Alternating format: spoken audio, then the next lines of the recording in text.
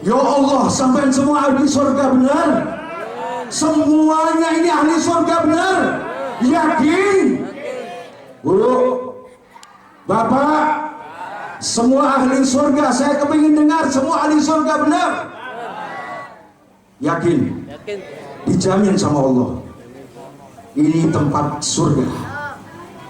Ini majelisnya Allah. Ini majelisnya malaikat. Di sini semua memohon kepada Allah. Semua ahli surga. Tidak ada yang ahli neraka. Demi Allah saya berjanji, saya yakin, saya bersumpah atas nama Allah dengan kalimat Bismillahirrahmanirrahim, dengan nama Allah yang Maha Pengasih lagi Maha Penyayang. Siapa yang menyuruh panjenengan atau sampean semua atau Anda semua atau saudara-saudari itu semua ada di sini? Siapa yang menyuruh? Siapa yang menyuruh? Allah.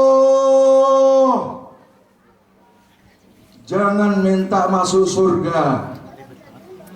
Kok bisa begitu, Habib? Kalau sudah di majelis begini jangan minta masuk surga ya. Kok enggak ada yang jawab? Jangan minta masuk surga. Mintalah agar tidak dikeluarkan dari surga, karena ini adalah surga Allah. Sebagaimana Kanjeng Nabi pun mengatakan, baiti jannati, maka pulang dari pengajian ini, maka pulang dari majelisnya Allah ini, kembali ke rumah masing-masing menjadi surga-surga panjenengan atau menjadi surga-surga Anda semuanya, saudara-saudara semuanya.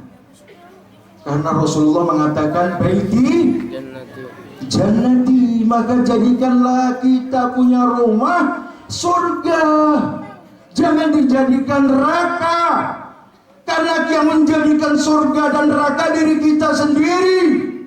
Kalau kita sudah di dalam majelis semacam ini mendapat ilmu satu aja, jangan banyak-banyak, satu yang kalau kita amalkan kita akan dijamin oleh Rasulullah, akan mendapatkan Rasulullah syafaatnya, akan Allah berikan surga, yang mana surga dulu para nabi-nabi dan surga para Nabi Muhammad yang Nabi Muhammad sendiri akan menempatinya, yaitu surga Firdaus. Amin. Surga apa? Kita di surga sekarang seluruhnya majelis ini. Yang sekarang saya akan bahas kabar gembira untuk ibu-ibu. Mumpung saya ke Jakarta, mumpung saya menginjak kaki kita di Jakarta. Kota Jakarta ini adalah kotanya para aulia. Sungguh banyak, saya tidak bisa menyebut namanya, para aulia Allah, yang mana aulia-aulia Allah seluruhnya sebagai pengaman alam semesta ini. Dan Rasulullah adalah matahari yang menerangi para aulia, para kekasihnya. Saya sarankan semua yang hadir di sini, usahakan punya waktu untuk menziarahi para aulia. Nanti kita akan diziarahi apabila kita kelak menghadap Allah. Sambunglah silaturahmi kita. Ibu-ibu, saya kasih hadiah dari Nabi Muhammad Sallallahu Alaihi Wasallam, yang mana ajaran ini untuk bapak-bapak ya, untuk kakak saya, untuk abang saya, untuk adik saya yang belum menikah. Saya cinta wanita karena Rasulullah mencintai wanita. Saya mencintai dan menghormati wanita. Cinta tidak harus memiliki, tapi cinta dimiliki. Karena pemilik cinta itu adalah Allah, pemilik cinta adalah Rasulullah. Maka wanita kita hormati. Jadikan wanita mahkota di rumahmu. Jangan kau sia-siakan wanita. Akan datang bala kepada negara ini, kepada bumi ini. Banyak orang yang lalai dari rumah tangganya. Qu anfusakum wa ahlikum nara.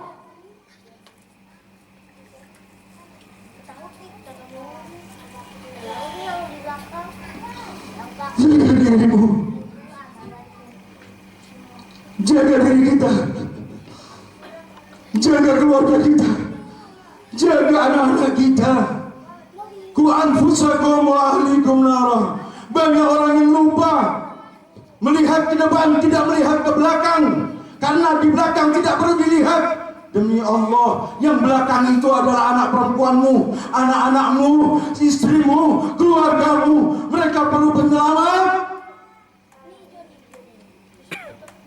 Bagi kami, orang-orang laki-laki, para lelaki, ikrarlah sekarang kepada Allah. Ikrarlah, takutlah kepada Allah. Wanita itu sangat lemah. Wanita itu sangat lemah. Wanita itu sangat lemah. Dan lemahnya seorang wanita yang dipesankan oleh Rasulullah mempunyai sangat sekali rahasianya. Karena Rasulullah dikaruniai anak namanya Fatimah Az-Zahra, yang mana beliau orang yang selalu membersihkan apabila Kanjeng Nabi Muhammad diganggu dakwahnya. Beliau yang menangisi Sayyidatina Fatimah, yang membersihkan kotoran Nabi Muhammad. Dalam arti apabila punggungnya Rasulullah sholat diberikan kotoran unta, itu ada anaknya atau putrinya yang namanya Sayyidah Fatimah, maka Fatimah tabi'atun minni. Fatimah adalah belahan jiwaku.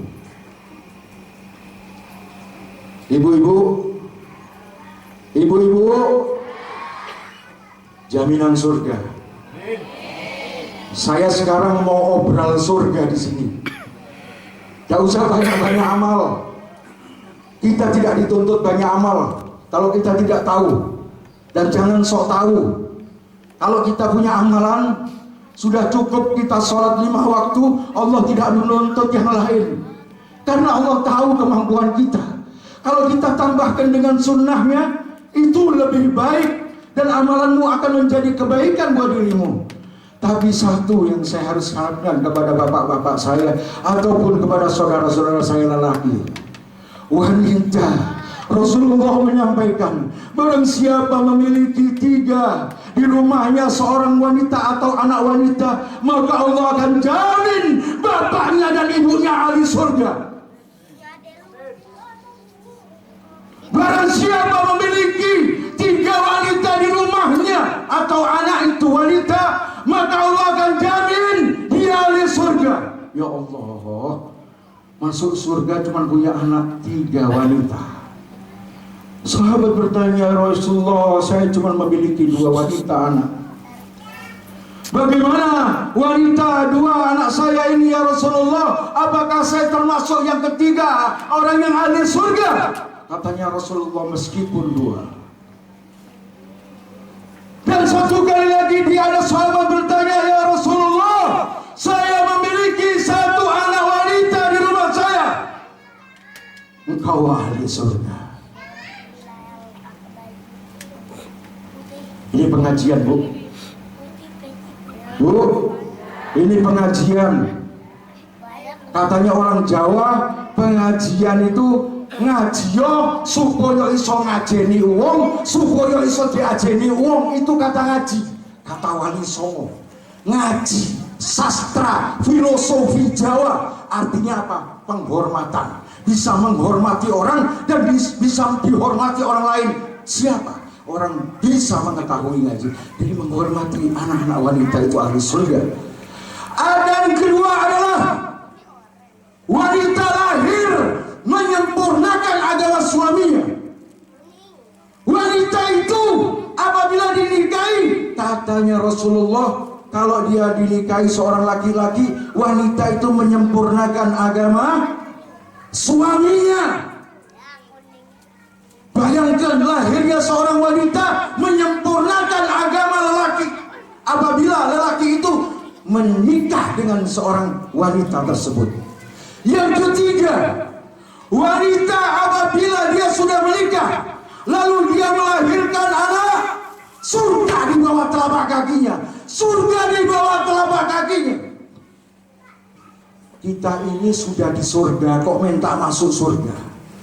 Minta sama Allah agar tidak dikeluarkan dari surga. Orang kenal Kanjeng Nabi Muhammad ini termasuk orang ahli surga. Kok royoan, kok tukaran, kok berkelahi, kau berantem mau rebutan surga. Surga ini tidak ada batasnya. Surga tidak dipeta-peta milik siapapun. Surga ini tidak bisa didengar oleh telinga, tidak bisa dilihat oleh mata, tidak bisa dirasakan. Surga itu adalah satu tempat kita yang mana dulu Nabi Allah Adam dan Sayyidatuna Hawa bertempat tinggal di situ. Kita harus kembali ke surga. Maka kita ini sudah dijamin seluruhnya. Hanya saja kita kadang kadang Pak, pengajian-pengajian tidak menuntun kita, pengajian-pengajian tidak memberikan kita solusi yang paling kita bisa mengerjakan itu. Kok pengajian isinya kewajibannya berat-berat ya? Maaf,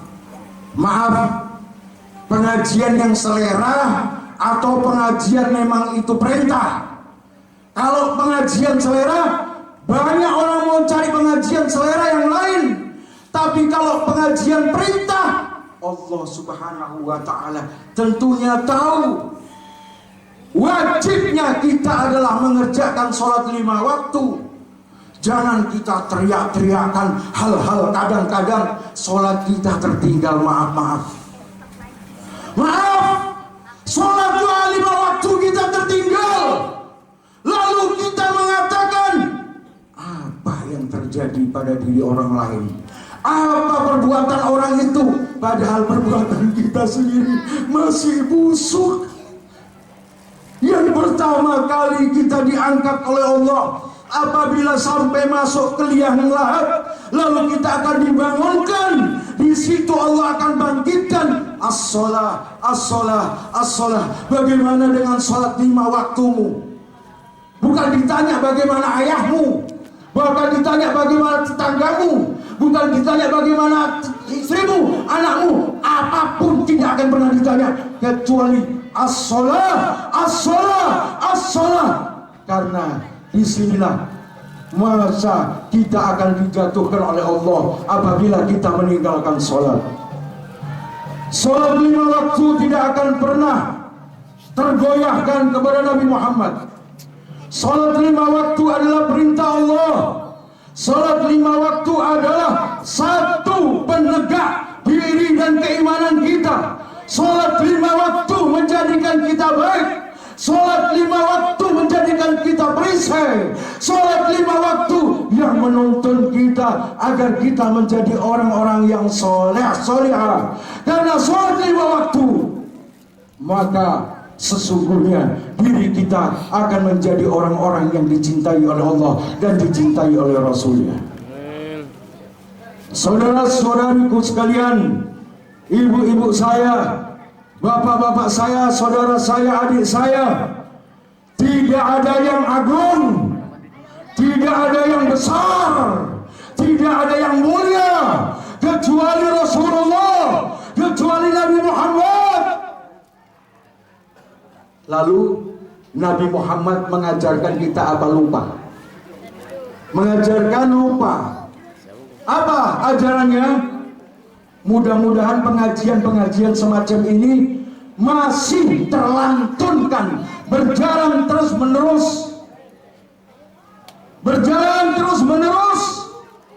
Karena banyaknya pengajian, seperti banyaknya pedagang-pedagang yang menyampaikan seluruh dagangannya, yang selera manusia itu ambil. Pengajian bukan dagangan, pengajian bukan suatu perdagangan yang diperjualbelikan. Pengajian ini adalah memuliakan jiwa kita.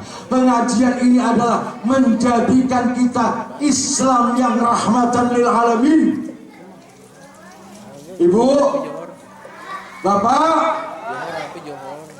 siapa yang masih punya orang tua di sini?